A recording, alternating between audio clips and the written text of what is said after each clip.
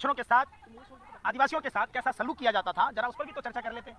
देश के प्रथम नागरिक महिला राष्ट्रपति का अपमान किया, वो पूरा देश के सामने है। आपको उस पर चर्चा करनी चाहिए थी कि वो भी काम करते हैं जब से वो आए हुए हैं, उनको इतिहास में दर्ज किया जाता है। और ये भी इतिहास में दर्ज होंगी चीजें कि एक नई संसद का उद्घाटन हो रहा था और देश में मेडल लाने वाली जो बेटियां थी उन पर, उनके चेहरे पर जूते रखवा रहे थे प्रधान सेवक की पुलिसें। उनको दोस्तों, पूनम पंडित का कहना है जब देश की नए संसद का उद्घाटन हो रही थी तब देश की बेटियों द्वारा डंडा पड़ रही थी। इसके अलावा और क्या कह रही है, आइए सुनते हैं। किया जाता है और ये भी इतिहास में दर्ज होंगी चीजें कि एक नई संसद का उद्घाटन हो रहा था और देश में मेडल लाने वाली जो बेटियां थी उन पर, उनके चेहरे पर जूते रखवा रहे थे प्रधान सेवक की पुलिसें। उनको डंडा मार रहे थे। 1.25 महीने से वो लोग आंदोलन कर रही थी। ओलंपिक में मेडल लाने वाली बेटियां और खिलाड़ी सब। और ये भी इतिहास में दर्ज होगा कि जब नई संसद का उद्घाटन हुआ था तो उसमें राष्ट्रपति जी को नहीं बुलाया गया था और भूमि पूजन हुआ था तो उसमें उपराष्ट्रपति जी को नहीं बुलाया था। ये प्रथम संविधान का जो प्रथम नागरिक है, जो हमारे लोकतंत्र का प्रथम नागरिक, संविधान में जो प्रथम नागरिकता दी गई है, ये उनका अपमान है, ये संविधान का अपमान है।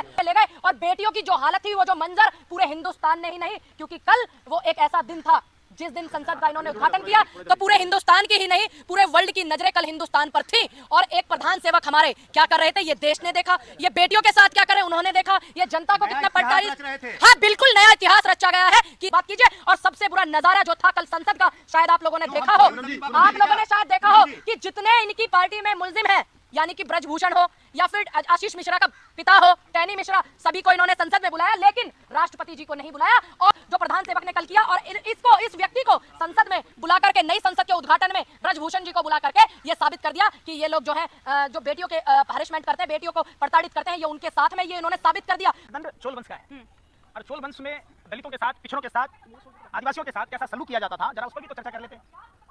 और दूसरी बात, जब देश में लोकतंत्र है तो लोकतंत्र के मंदिर में और राजतंत्र के प्रतीक का क्या मतलब?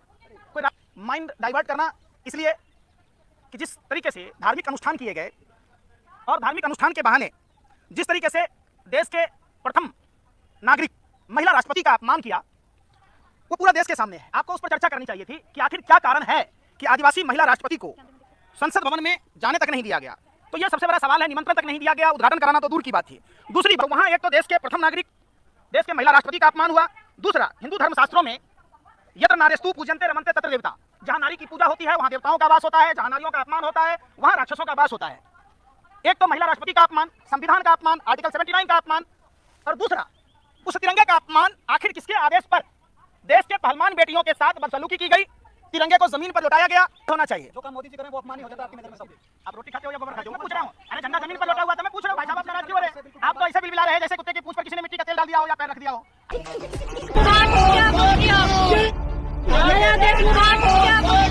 दोस्तों, पहलवान विनेश फोगाट ने सही कहा, ये नया भारत है जिसमें राजदंड के प्रति न्याय स्थापना पर जश्न मनाया जा रहा है और जिसे दंड मिलना चाहिए वो सत्यमेव जयते के आगे मुस्कुराते खड़े नजर आते हैं। ये नया भारत है जहां बेटियों के शांतिपूर्ण तांबू उखड़ कर फेंक दिया जाता है। जबरन उनका धरना खत्म तो कर रहे हैं, साथ ही साथ उनके ऊपर दंगा भड़काने के आरोप में केस भी दर्ज हो रहे हैं। दोस्तों, ये है एनसी अस्थाना। अस्थाना साहब खुद को रिटायर्ड IPS बताते हैं। रिटायर्ड IPS अस्थाना साहब जंतर मंतर में हुई खिलाड़ियों के साथ पुलिस की झड़प में क्या कह रही है सुनिए। जरूरत हुई तो गोली भी मारेंगे मगर तुम्हारे कहने से नहीं। अभी तो सिर्फ कचरे के बोरे की तरह घसीट कर फेंका है। दफा 129 में पुलिस को गोली मारने का अधिकार है। उचित परिस्थितियों में वो हसरत भी पूरी होगी मगर वो जानने के लिए पढ़ा लिखा होना आवश्यक है। फिर मिलेंगे पोस्टमार्टम टेबल पर। एनसी अस्थाना साहब कल के दैनिक भास्कर के ये खबर को शेयर करते हुए लिखा, जिसमें जंतर मंतर में खिलाड़ियों को हिरासत में लिया गया था। तब बजरंग पुनिया ने कहा था हमें गोली मार दो। एनसी अस्थाना की ये बात पर बजरंग पुनिया ने कहा है ये IPS ऑफिसर हमें गोली मारने की बात कर रहे हैं। भाई सामने खड़ा है, बता कहाँ आना है गोली खाने। कसम है पेट नहीं दिखाएंगे, सीने पे खाएंगे तेरी गोली। यही रह गया है अब हमारे साथ करना तो ये भी सही। दोस्तों, इनसे अस्थाना के इस ट्वीट को रिप्लाई करते हुए एक यूजर ने कहा चाटने वाले हर व्यक्ति को मलाई नहीं मिलती। वही नारगिस बानो नाम के एक यूजर ने लिखा ये भाषा है एक रिटायर्ड IPS ऑफिसर की। विनेश फोगाट ने सही तो कहा है, देश बदल रहा है। वैसे कितने लोगों पर गोली चला सकते हो? दोस्तों, एक IPS ऑफिसर की इस तरह की भाषा के बारे में आपका क्या राय है? कमेंट करके जरूर बताएं।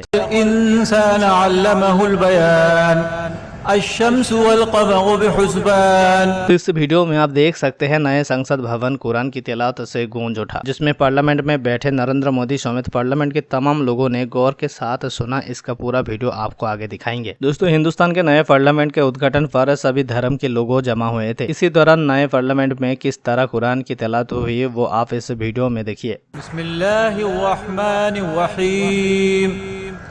अर्रहमान अल्लमल क़ुरआन ख़लक़ल इंसान अल्लमहुल बयान।